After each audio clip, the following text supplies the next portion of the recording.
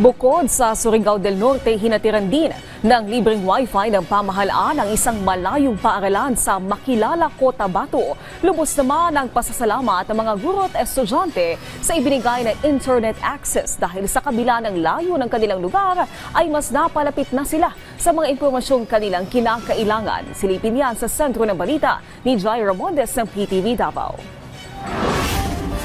Sa lugar na tila na pag-iiwanan na ng panahon, hindi inaasahan na darating ang tulong mula sa pamahalaan na nagdulot ng pagbabago lalo na sa mga guro at kabataan. Isa ang Malungon Elementary School sa bayan ng Makilala sa Cotabato Province. Ang hirap na makipagsabayan sa bilis ng takbo ng teknolohiya at internet. Masukal ang daan, delikado pag umuulan at pinakamalayong lugar sa bayan ng Makilala.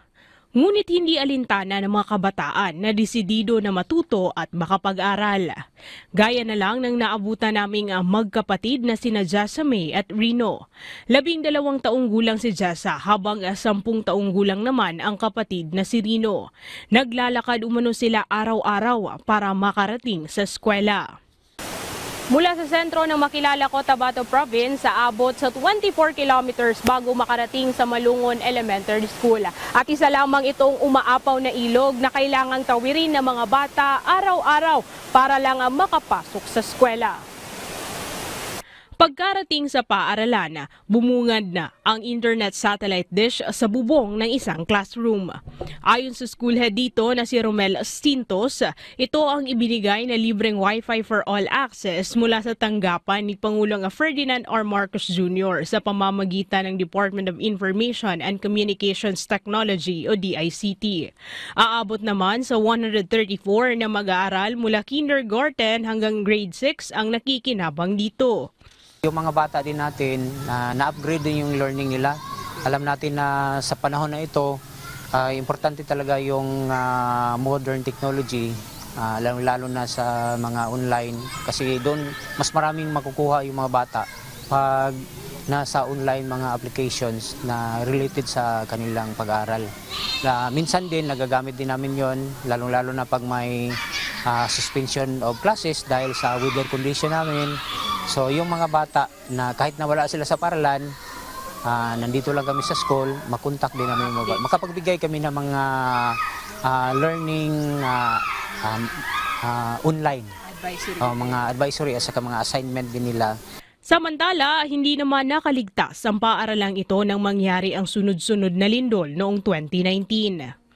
Taong 2019, 4 na silid-aralan dito sa Malungon Elementary School ang winasak ng lindola. Kaya naman, nagpatayo sila ng temporary learning shelters kagaya nito para may magamit ang mga mag-aaral. Gayunpaman, naging mas maginhawa ang pagtuturo ng mga guro sa tulong ng free Wi-Fi for all access mula sa pamahalaan.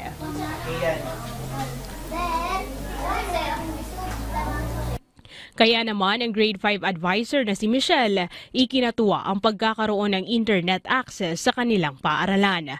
Natuturuan din niya ang mga bata sa paggamit ng laptop. Malaki talaga ang tulong ng free Wi-Fi for all sa aming paaralan, ma'am, na ibinigay sa amin kasi napakadali nang i-research yung mga lesson namin at nakakatulong din sa mag-aaral kapag mayroon silang nahirapan sila sa klase namin.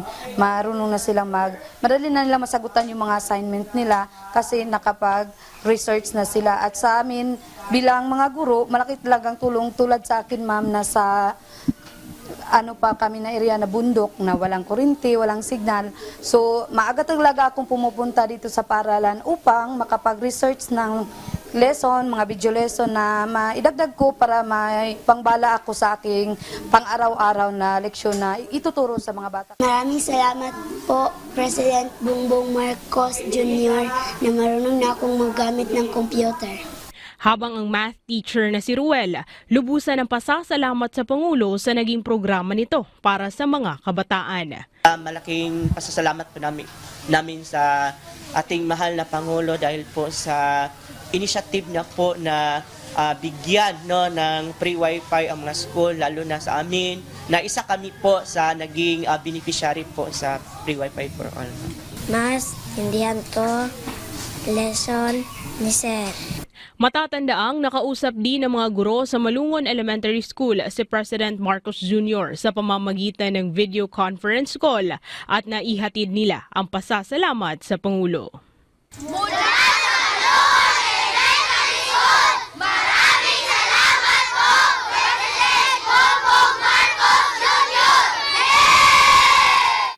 Jaira Mundez para sa Pambansang TV sa Bagong Pilipinas.